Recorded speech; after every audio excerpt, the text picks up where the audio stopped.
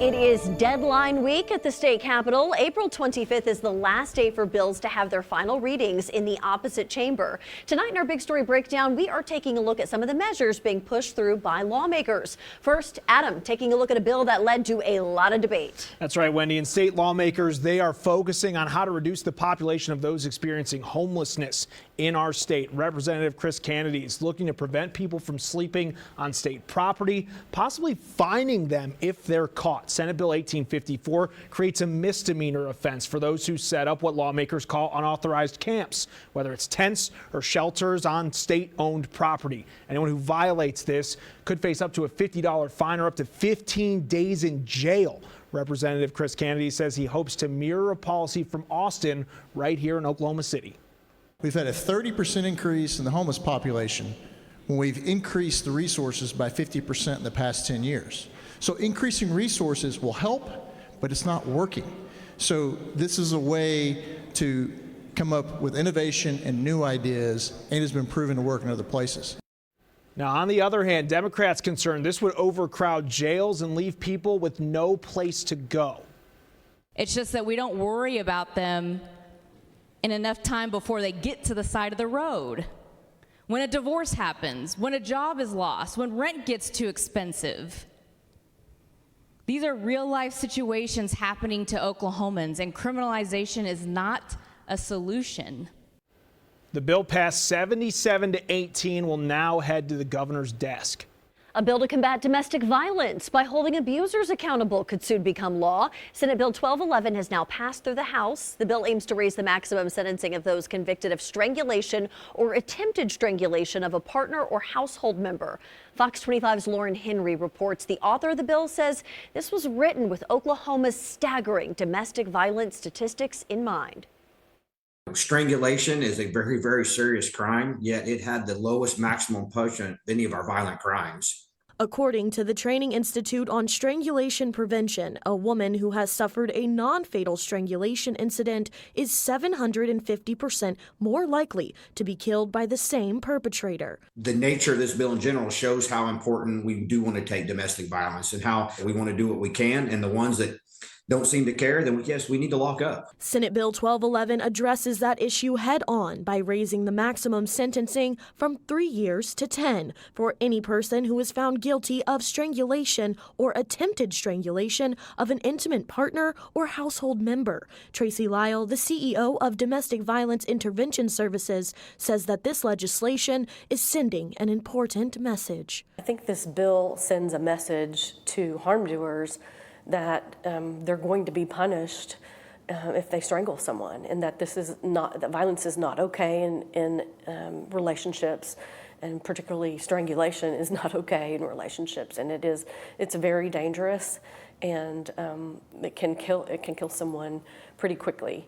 Representative George expressed the bipartisan support the bill has received so far. And even if across the aisle, I think everybody understands strangulation is a very violent crime, portrayed on your family or your partner. And again, the chilling part of it is how often it leads to death later in that relationship. That was Lauren Henry reporting. Senate Bill 1211 now heads to the governor's desk. Oklahoma ranks amongst the top 20 states experiencing a high rate of gun violence, but are tighter gun laws the answer to stop it? Fox 25's Ryan Stockett reports how state lawmakers are addressing the issue and what local businesses are saying about these efforts. According to an online report by everystat.org, 766 people die and 1,244 are wounded by guns in Oklahoma in an average year. But a decision on whether Oklahoma lawmakers should loosen or tighten gun laws is not an easy one. Senate Bill 1218 was introduced by Senator Bullard and would make it so that no person 18 years or older within the state could be denied purchasing a firearm based on the age unless otherwise prohibited by law. Representative John Waldron says this bill would enable 18 to 20-year-olds to purchase handguns in Oklahoma. I don't see how you can make that change because that's going to have to be a federal law. The Gun Control Act of 1968 prohibits people under 21 from buying handguns. A West Virginia federal judge recently ruled that just barring handgun purchases by 18 to 20-year-olds was age discrimination. Waldron says he's expecting this federal ruling to be appealed, but Oklahoma is already acting to remove the requirement for people to wait until they're 21 to buy a handgun. Lost that vote 9-1. He says he voted no on this bill in committee. My amendment would require a reasonable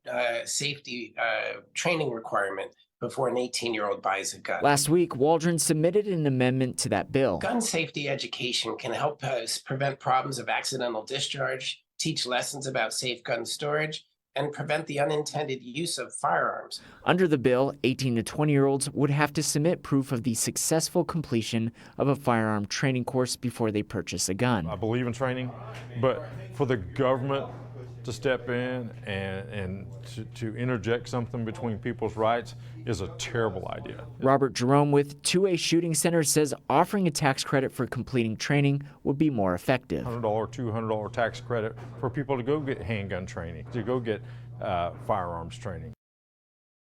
That was Ryan Stockett reporting, and we spoke with another gun range that believes everyone should get firearm training, saying it sees 18 to 20-year-olds who don't know how to handle guns and credit their training to YouTube. Well, Governor Kevin Stitt recently signing a bill to make sure Oklahoma students have excused absences in school for 4-H events. 4-H started as an agriculture club, includes things like livestock showing, shooting for sport, horse riding, and more. The new law gives students in the organizations the same benefits as FFA or Future Farmers of America students.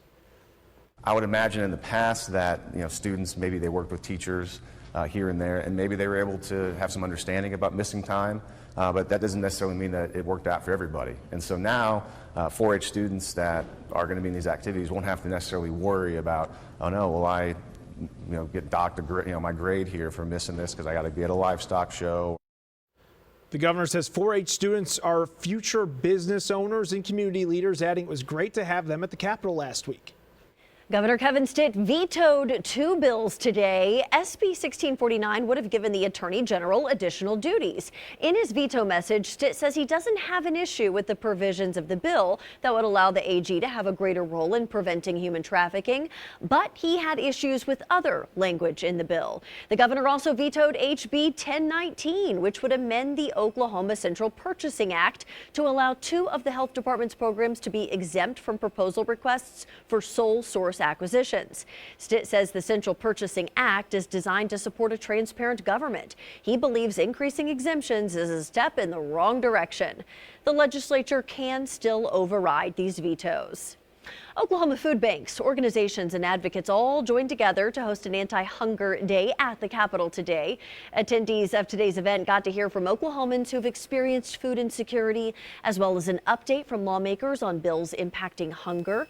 With Oklahoma consistently ranking as one of the hungriest states in the nation, these organizations are advocating for policies that create greater access to food. One of today's speakers says there is hope for the future. There's a lot of good things going on right now. I feel like just us being here today and talking about hunger and not hiding behind it and what the root causes are is the beginning, is the start. More than 200 employees, volunteers, experts, and anti-hunger advocates attended today's event. And that was your Big Story Breakdown tonight. You can learn more about the bills moving through the state capitol right now on OKCFox.com. And if you missed any part of the Big Story Breakdown, you can find it all on our YouTube channel. Scan the QR code on your screen or search OKC Fox.